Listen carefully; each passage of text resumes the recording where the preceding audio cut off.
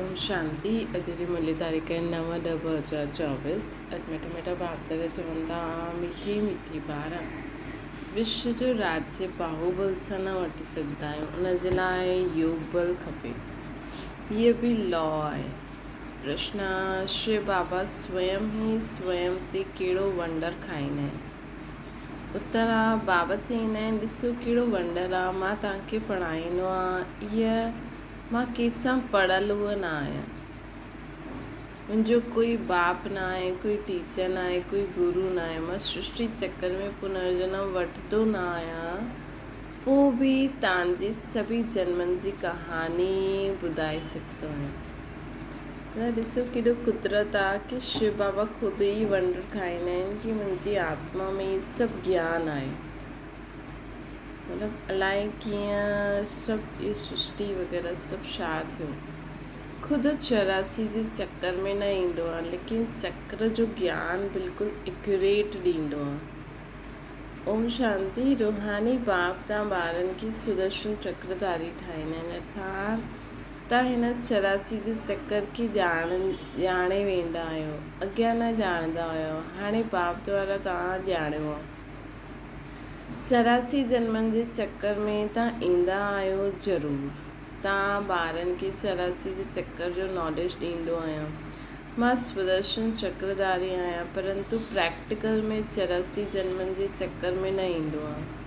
त हिन सां सम्झ में अचिणो खपे, शिव बाप में सॼो ज्ञान आहे, तव्हां ॼाणंदा आहियो। असां ब्राह्मण हाणे सुदर्शन चक्रधारी ठहींदा आहियूं, बाबा न ठहींदा आहिनि। पोइ उन्हनि में अनुभव किथां खां आयो? असांखे त अनुभव प्राप्त थींदो आहे न। शिव बाबा में ज्ञान आहे, लेकिन अनुभव त असांखे प्राप्त थींदो आहे। बाबा चईंदा आहिनि, बाबा किथां खां अनुभव लाहींदा जो तव्हांखे ॿुधाईंदा। प्रैक्टिकल अनुभव थियणो खपे न। बाप चईंदा आहिनि, मूंखे ज्ञान जो सागर चईंदा आहिनि, परंतु मां त 84 जन्मनि जे चक्कर में ईंदो ई न आहियां। पोइ मूं में इहो ज्ञान किथां आयो? टीचर पढ़ाईंदो आहे त ज़रूरु ख़ुदि पढ़ियलु हूंदो न। इहे शिव बाबा कीअं पढ़ियलु हूंदो? इन्हनि खे कीअं 84 जे चक्कर जो मालूम पियो, जबकि ख़ुदि 84 जन्मनि में न ईंदा आहिनि। बाप बीज रूप हुजण जे कारण ॼाणंदा आहिनि, ख़ुदि 84 जे चक्कर में न ईंदा आहिनि। बाबा बीज रूप हुजण जे कारण ॼाणंदा आहिनि, ख़ुदि 84 जे चक्कर में न ईंदा आहिनि, परंतु तव्हांखे सभु सम्झाईंदा आहिनि। इहो बि केतिरो वंडर आहे। ईअं बि न बाप कोई शास्त्र आदि पढ़ियलु आहे। चइबो आहे ड्रामा अनुसार उन्हनि में इहे नॉलेज नूंदल आहे जो तव्हांखे ॿुधाईंदा आहिनि। ड्रामा अनुसार हुननि में इहे नॉलेज नूंदल आहे जो तव्हांखे ॿुधाईंदा आहिनि बाबा। त वंडरफुल टीचर थियो न बाबा। वंडर खाइणो खपे न, हिन करे इन्हनि खे वॾे वॾे नाम ॾिना अथनि। वंडर खाइणो खपे न, इन करे बाबा खे वॾा वॾा नाम ॾिना अथनि, ईश्वर, प्रभु, अंतर्यामी आदि आदि। तव्हां वंडर खाईंदा आहियो। ईश्वर में कीअं सॼी नॉलेज भरियलु आहे, उन्हनि में आई किथां जो तव्हांखे सम्झाईंदा। उन्हनि खे त कोई बाप बि न आहे जंहिंसां जन्म वठे व सम्झे। तव्हां सभु भाउ आहियो। उहो हिकु कीअं तव्हांजो बाप आहे, बीज रूप। केतिरी नॉलेज वेई ॿारनि खे ॿुधाईंदा आहिनि। चईंदा आहिनि 84 जन्म मां न वठंदो आहे, तव्हां वठंदा आहियो। त ज़रूरु प्रश्न उठंदो न, बाबा तव्हांखे कीअं मालूम पियो? बाबा चईंदा आहिनि, ॿार इहे अनादि ड्रामा अनुसार मूं में पहिरों खां इहे नॉलेज आहे जो तव्हांखे पढ़ायां थो। हिन करे ई मूंखे ऊच भॻवानु चइबो आहे। ख़ुदि चक्र में न ईंदा आहिनि, परंतु उन्हनि में सॼी सृष्टि जी आदि मध्य अंत जी नॉलेज आहे। त ॿारनि खे केतिरी ख़ुशी हुजणी खपे। उन्हनि में 84 जे चक्र जी नॉलेज किथां मिली? उन्हनि खे तव्हांखे त मिली बाप सां। बाप में ओरिजिनल नॉलेज आहे न। इनखे चइबा आहिनि नॉलेजफुल। कोई सा पढ़ियो त न आहे त बि उन्हनि खे ओरिजिनल मालूम आहे, हिन करे उन्हनि खे नॉलेजफुल चइबो आहे। ये वंडर आहे न, हिन करे ये ऊच ते ऊच पढ़ाई ॻाल्हि आहे। ॿारनि खे वंडर लॻंदो आहे बाप ते, उन्हनि खे छो नॉलेजफुल चइबो आहे? बाप ते कि उन्हनि खे छो नॉलेजफुल चइबो आहे? ये त हिकु सम्झण जी ॻाल्हि आहे। ॿी पोइ छा ॻाल्हि आहे? ये चित्र तव्हां ॾिसंदा आहियो, कोई पुछंदा कि ब्रह्मा में बि पंहिंजी आत्मा हूंदी, ऐं इहे जो नारायण ठहींदा आहिनि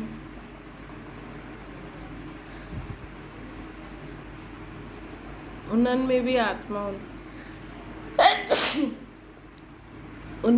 आत्मा हूंदी त ॿ आत्मायूं थी न, हिकु ब्रह्मा ऐं हिकु नारायण जी। परंतु वीचार कंदासीं, ये कोई ॿ आत्मायूं न आहिनि, बाप हिकु ई आहे। इहे हिकु सैंपल ॾेखारियो आहे देवता जो। इहे ब्रह्मा सो विष्णु अर्थात नारायण ठहींदो आहे, इनखे चइबो आहे गुह्य ॻाल्हियूं। बाप ॾाढी गुह्य नॉलेज ॿुधाईंदा आहिनि जो ॿियो कोई पढ़ाए न सघे सिवाइ बाप जे। त ब्रह्मा ऐं विष्णु जी कोई ॿ आत्मायूं न आहिनि। वैसे ही सरस्वती ऐं लक्ष्मी हिन ॿिन्हिनि जी ॿ आत्मायूं आहिनि या हिकु आत्मा, हिकु शरीर अलॻि अलॻि आहे। ये सरस्वती ई पोइ लक्ष्मी ठहींदी, हिन करे हिकु आत्मा गिणबी आहे न। 84 जन्म हिकु ई आत्मा वठंदी। ये ॾाढी सम्झ जी ॻाल्हि आहे। ब्रह्मण सो देवता, देवता सो क्षत्रिय ठहींदा आहिनि। आत्मा हिकु शरीर छॾे ॿियो वठंदी आहे, आत्मा हिकु ई आहे। इहे हिकु सैंपल लिखायो आहे कि इहे ब्रह्मण सो देवता ठहींदा आहिनि। हम सो जो अर्थ केतिरो सुठो आहे, हिनखे चइबो आहे गुह्य ते गुह्य ॻाल्हियूं। इन में बि पहिरियों त इहे सम्झ खपे कि असां हिकु बाप जा ॿार आहियूं। इन में बि पहिरियों सम्झ खपे कि असां हिकु बाप जा ॿार आहियूं। सभी आत्मायूं असल परमधाम में रहण वारियूं आहिनि, हिते पाठ वॼाइण आयूं आहिनि। इहे खेल आहे न, बाप तव्हांखे हिन खेल जो समाचार वेही ॿुधाईंदा आहिनि। बाप त ओरिजिनल ॼाणंदा ई आहिनि, उन्हनि खे कोई सिखलायो न आहे। ये 84 जे चक्कर खे उहे ई ॼाणंदा आहिनि जो हिन समय तव्हांखे ॿुधाईंदा आहिनि। पोइ तव्हां भुलिजी वेंदा आहियो, पोइ उन्हनि जो शास्त्र कीअं ठही सघंदो आहे? बाप त कोई शास्त्र पढ़ियलु न आहे, पोइ कीअं अची करे बाबा नई नई ॻाल्हियूं ॿुधाईंदा आहिनि? उन जंहिं समय मुरली हूंदी हुन समय वीचार हलियो हूंदो कि शिव बाबा में ये नॉलेज कीअं आई, त शिव बाबा खां ॿारनि पुछियो हूंदो, तॾहिं बाबा जी अहिड़ी मुरली हली हूंदी न। पर वंडर आहे, बाबा ख़ुदि बि न ॼाणंदा आहिनि कि मूं में कीअं आई। बाबा खे ख़ुदि बि वंडर लॻंदो आहे। बाबा चवंदा आहिनि इहा नादी खेल ठहियलु आहे। मतिलबु कीअं खेल ठहियो हूंदो, हुन में हिकु आत्मा निकिती हूंदी जेके सभु पतो आहे, ऐं बाक़ी सभु आत्मायूं असां जनम मरण जे चक्कर में आयासीं न। इहे जीअं उहो ई थियो न, भई हिकु जीअं एटम मां ॾाढा सारा, हिकु चीज़ में अगरि ॾाढी सारी चीज़ूं भरियलु हुजनि ऐं हिकदमि फटी वञे उहा, त उन में सभिनि जे पंहिंजे पंहिंजे हिसाब सां सभिनि ग्रहण कई हूंदी। त असां सभु आत्मायूं जीअं त हिकु जॻह सां निकिता ऐं शिव बाबा में उहो सॼी नॉलेज रहिजी वई ऐं असां चक्कर में अची वियासीं ऐं शिव बाबा मथे वेही रहिया। त इन ते वीचार सागर मंथन उन समय हलियो हूंदो, इन करे अहिड़ी मुरली हली हूंदी। बाबा चवंदा आहिनि हिन 84 जे चक्कर खे उहे ई ॼाणंदा आहिनि जो हिन समय बाबा असांखे ॿुधाईंदा आहिनि। पोइ असां भुलिजी वेंदा आहियूं, पोइ हुनजो शास्त्र कीअं ठही सघंदो आहे? बाप त कोई शास्त्र पढ़ियलु न आहे, पोइ कीअं अची करे नई नई ॻाल्हियूं ॿुधाईंदा आहिनि? अधु कल्पा भक्ति मार्ग, इहे ॻाल्हियूं बि शास्त्रनि में न आहिनि। ये शास्त्र बि ड्रामा अनुसार भक्ति मार्ग में ठाहिया आहिनि। तव्हांजी ॿुधी में शुरू खां वठी करे अंत ताईं ड्रामा जी केतिरी वॾी नॉलेज आहे। असांजी ॿुधी में शुरू खां वठी करे अंत ताईं ड्रामा जी केतिरी वॾी नॉलेज आहे, उन्हनि खे ज़रूरु मनुष्य तन जो आधार वठिणो पए। शिव बाबा हिन ब्रह्मा तन में वेही हिन सृष्टि चक्कर जी नॉलेज ॿुधाईंदा आहिनि। मनुष्यनि त गपोड़ा लॻाए करे सृष्टि जी आयु केतिरी लंबी चौड़ी करे छॾी अथऊं। शिव बाबा ब्रह्मा तन में अची करे असांखे नॉलेज ॾींदा आहिनि ऐं बाक़ी मनुष्यनि त केतिरा गपोड़ा मारिया आहिनि। नई दुनिया से पुराणी दुनिया ठहींदी आहे। नई दुनिया चइबो आहे स्वर्ग खे, पुराणी दुनिया चइबो आहे नर्क खे। दुनिया त हिकु ई आहे। नई दुनिया में रहंदा आहिनि देवी देवता, हुते अपार सुख आहे, सॼी सृष्टि नई थींदी आहे। हाणे इनखे पुराणी चईंदासीं, नाम ई आहे आयरन एज। जीअं ओल्ड दिल्ली न्यू दिल्ली चइबो आहे न, बाप सम्झाईंदा आहिनि मिठे मिठे ॿार, न्यू वर्ल्ड में न्यू दिल्ली हूंदी। इहे त ओल्ड वर्ल्ड में ई चई ॾींदा आहिनि, ओल्ड वर्ल्ड में ई चई ॾींदा आहिनि न्यू दिल्ली। इनखे न्यू कीअं चईंदासीं? बाप सम्झाईंदा आहिनि नई दिल्ली में नई दुनिया में नई दिल्ली हूंदी, उन में इहे लक्ष्मी नारायण राज्य कंदा, उनखे चइबो आहे सत्युग। तव्हां हिन सॼे भारत में राज्य कंदा, तव्हांजी गद्दी जमुना किनारे ते हूंदी। पिछाड़ी में रावण राज्य जी गद्दी बि हिते ई हूंदी, राम राज्य जी गद्दी बि हिते ई हूंदी। नाम दिल्ली न हूंदो, हुनखे परिस्तान चईंदासीं। पोइ जो जीअं राजा हूंदो आहे उहो पंहिंजी गद्दी जो नाम रखंदो आहे। इन समय तव्हां सभु पुराणी दुनिया में आहियो, नई दुनिया में वञण लाइ तव्हां पढ़ो था, पोइ वरी खां मनुष्य खां देवता ठहो था। पढ़ाइण वारो त बाप ई आहे न। तव्हां ॼाणंदा आहियो उच ते उच बाप नीच हेठि अची करे राजयोग सेखारींदा आहिनि। हाणे तव्हां आहियो संगम ते, जबकि कलयुग की पुराणी दुनिया ख़त्म थियणी आहे। बाप इन्हनि जो हिसाब बि ॿुधाईंदा आहिनि। मां ईंदो आहे ब्रह्मा तन में, मनुष्य खे त पतो ई न आहे कि ब्रह्मा कहिड़ो आहे। ॿुधाइनि ब्रह्मा, प्रजापिता ब्रह्मा। मनुष्यनि खे त पतो ई न आहे कि ब्रह्मा कहिड़ो आहे। ॿुधो आहे प्रजापिता ब्रह्मा, तव्हां प्रजा आहियो न ब्रह्मा जी। प्रजापिता ब्रह्मा, असां प्रजा आहियूं ब्रह्मा जी, हिन करे पंहिंजे खे बीके कहलाईंदा आहिनि। वास्तव में शिव बाबा जा ॿार शिववंशी आहियो जॾहिं निराकार आत्मा आहियो। पोइ साकार में प्रजापिता ब्रह्मा जा ॿार भाउ भेण आहियो, ॿियो कोई बि संबंध न आहे। इन समय तव्हां हुन कलयुगी संबंध के बोझदा आहियो, शिव जी हुन में बंधन आहे न। तव्हां ॼाणंदा, तव्हां वेंदा आहियो नई दुनिया में, ब्राह्मणनि जी चोटी हूंदी आहे, चोटी ब्राह्मणनि जी निशानी आहे, तव्हां ब्राह्मणनि जो कुल आहे।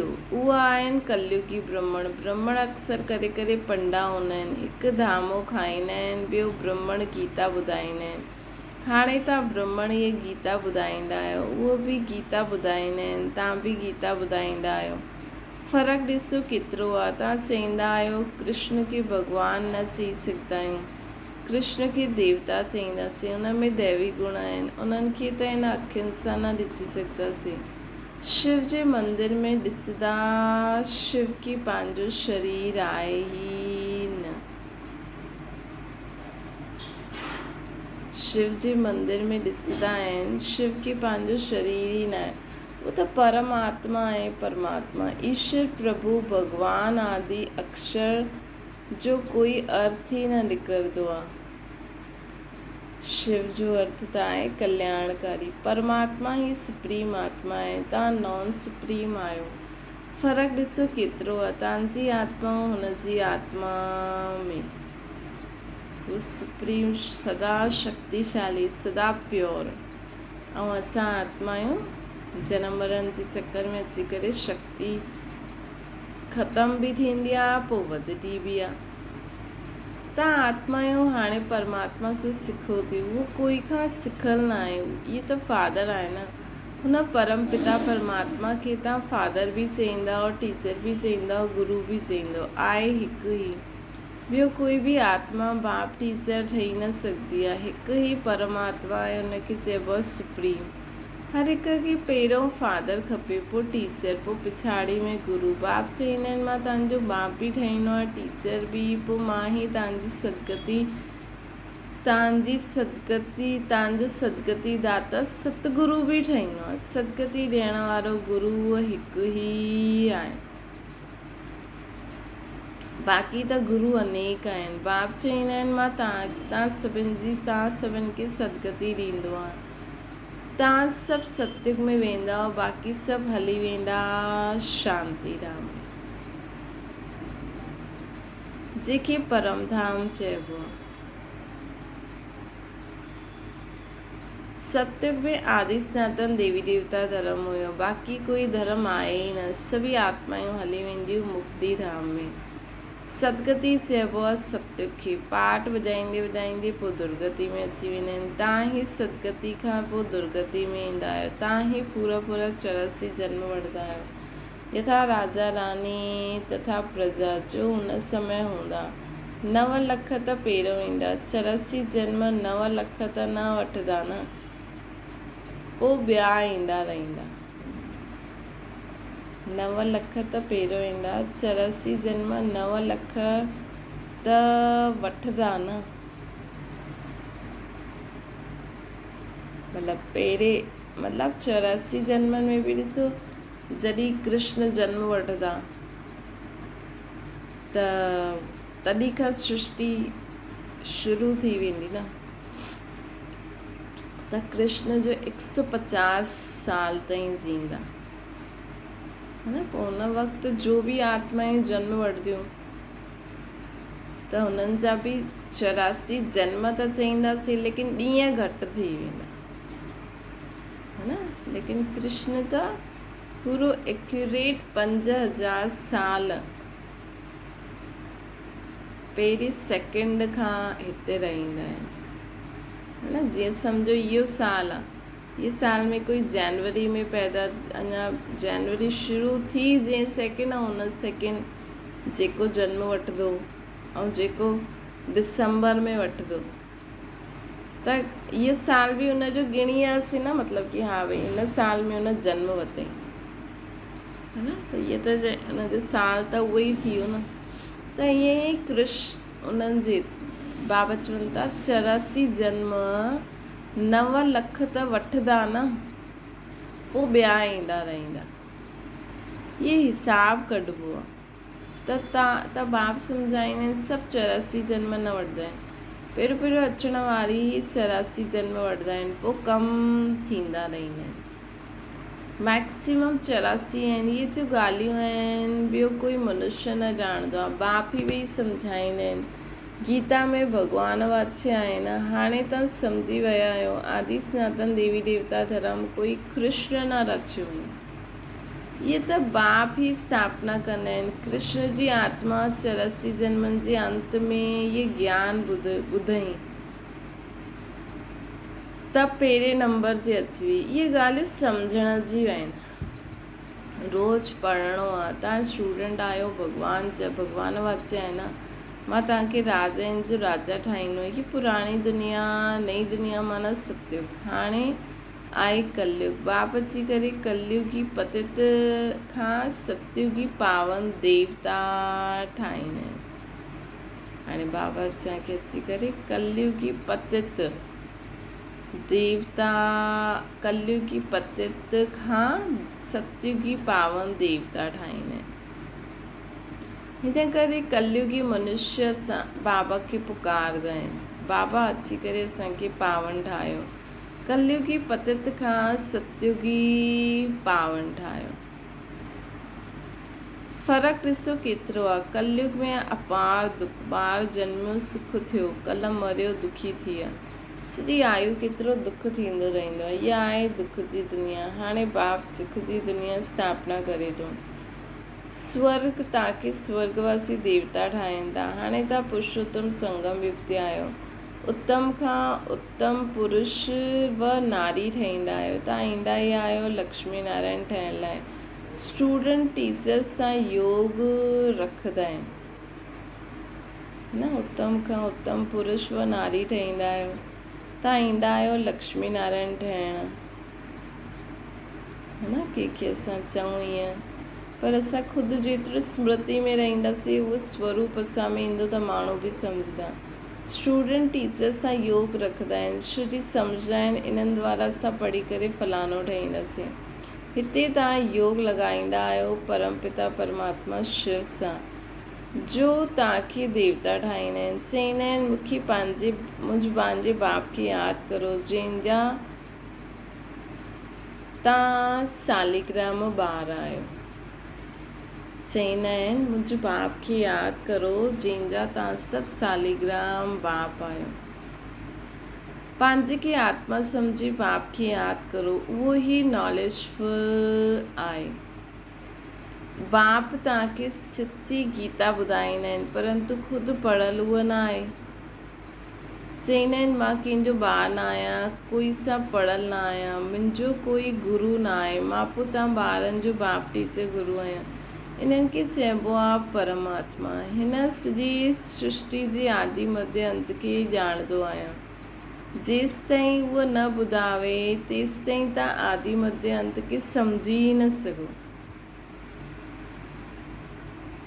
हिन चक्कर खे ॼाणण सां असां चक्रवर्ती राजा ठही वेंदासीं। तव्हांखे इहे बाबा न पढ़ाईंदा आहिनि, इन में शिव बाबा प्रवेश करे आत्माउनि खे पढ़ाईंदा आहिनि। इहा नई ॻाल्हि आहे न, इहा थींदी आहे संगम ते। पुराणी दुनिया ख़त्म थी वेंदी, कंहिंजी दॿी रही धूल में, कंहिंजी राजा खाए। हिन करे जो बि पैसो आदि तव्हां वटि आहे या जो बि कुझु चीजूं आहिनि न, उन्हनि खे सफ़ल करो, है न। माण्हू अॼुकल्ह पैसे खे बीमारी जे लाइ लिकाए थो रखे कि बीमारी में कमु ईंदो। ईअं न सोचो बीमारी में कमु ईंदो, चओ सुठे कम में कमु ईंदो। और जेतिरो थी सघे कि पंहिंजे शरीर निर्वार्थ असां पैसो कढूं, लेकिन बाक़ी जो पैसो असां वटि असां अगरि थोरो बहुत कंहिं बाबा जी यज्ञ में, बाबा जी कार्य में लॻाईंदासीं त उहो असांजे ॿिए जन्म जे लाइ जमा थी वेंदो। त हिन करे बाबा चईंदा आहिनि कि ॾिसो सभु, असां चऊं था सभु कुझु भॻवान जो आहे, सभु कुझु बाबा जो आहे, त बाबा खे यादि करे उन हिसाब सां बाबा खे ॿुधाए करे धन खे यूटिलाइज़ करो, त असांखे अंत समय पश्चाताप न थींदो। ॿारनि खे चईंदा आहिनि ॾाॾनि जो कल्याण करण लाइ, वरी खां देवता ठाहिण लाइ इहा पाठशाला म्यूज़ियम खोलो। हिते ॾाढा अची करे सुख जो वरसो पाईंदा। हाणे रावण राज्य आहे न, राम राज्य में हुयो सुख, रावण राज्य में आहे दुख। छो सभु विकारी ठही आहिनि, उहा आहे निर्विकारी दुनिया। ॿार त कहिड़ी परमधाम ऐं सत्य, ॿार त हिन लक्ष्मी नारायण आदि खे बि आहिनि न, परंतु हुते योग बल हूंदो आहे। बाप तव्हांखे योग बल सिखलाईंदा आहिनि। योग बल सां तव्हां विश्व जा मालिक ठहींदा आहियो। बाहुबल सां कोई विश्व जो मालिक न ठही सघंदो आहे, लॉ न चईंदो आहे। तव्हां ॿार यादि जे बल सां सॼे विश्व जी बादशाही पाईंदा आहियो। तव्हां ॿार यादि जे बल सां सॼे विश्व जी बादशाही वठो था। केतिरी ऊची पढ़ाई आहे। बाप चईंदा आहिनि पहिरियों पवित्रता जी प्रतिज्ञा करो। केॾी ऊची पढ़ाई आहे जो बाबा असांखे पढ़ाई करे असांखे विश्व जी बादशाही ॾींदा आहिनि। श्री लक्ष्मी श्री नारायण ठाहींदा आहिनि। पवित्र ठहिण सां ई तव्हां पोइ पवित्र दुनिया जा मालिक ठहींदव। अच्छा, मीठी मीठी सिक लॻे ॿारनि प्रति माता पिता बाप दादा जो यादि प्यार ऐं गुड मॉर्निंग। रूहानी बाप जी से सभिनि रूहानी ॿारनि खे नमस्ते। असांजी बि रूहानी माता पिता बाप दादा खे यादि प्यार गुड मॉर्निंग ऐं नमस्ते। धारणा जे लाइ मुख्य सार, कलयुगी संबंध जो कि हिन समय बंधन आहे उनखे भुलिजी स्वयं खे संगम युगी ब्रह्मण सम्झो। सची गीता ॿुधणी ऐं ॿुधाइणी आहे। ॿियो आहे पुराणी दुनिया ख़त्म थियणी आहे, इन करे पंहिंजो सभु कुझु सफ़ल करिणो आहे। ॾाॾनि जे कल्याण जे लाइ मनुष्य खे देवता ठाहिण लाइ पाठशाला व म्यूज़ियम खोलो। वरदाना बाप जी आज्ञा सम्झी मोहब्बत सां हर ॻाल्हि खे सहन करण वारा सहनशील ठहो। कई ॿार चईंदा आहिनि कि असां राइट आहियूं, पोइ बि असांखे राइट करिणो पवंदो आहे, मरणो पवंदो आहे। लेकिन सहन करण मरण जी धारणा जी सब्जेक्ट में नंबर 1 नंबर वठिणो आहे। इन जे लाइ सहन करण में घबरायो न। कई ॿार चईंदा आहिनि सहन कंदा आहिनि, लेकिन मजबूरी सां सहन करण ऐं मोहब्बत में सहन करण हिन में अंतर आहे। ॻाल्हियुनि जे कारण सहन न कंदा आहियो, लेकिन बाप जी आज्ञा आहे, इन करे सहनशील ठहो। किथे बि सहन करिणो थो पए त चओ बाबा चयो थी न, चुप रहो चुप रहो। त आज्ञा सम्झी मोहब्बत में सहन करण अर्थात स्वयं खे परिवर्तन करे वठणु, इन जी बि मार्क्स मिलंदी आहे। स्लोगन आहे, जो सदा ख़ुशी जी खुराक खाईंदा आहिनि उहे सदा तंदुरुस्त रहंदा आहिनि। त सदा ख़ुशी जी खुराक खाओ, कोई न कोई ख़ुशी जी ॻाल्हि सोचो त सदा तंदुरुस्त रहंदा। रोज़ु सुबुह जो जीवन में कोई न कोई ख़ुशी जी ॻाल्हि सोचो त सदा तंदुरुस्त रहंदा। अच्छा, ओम शांति। बाबा खे यादि करो।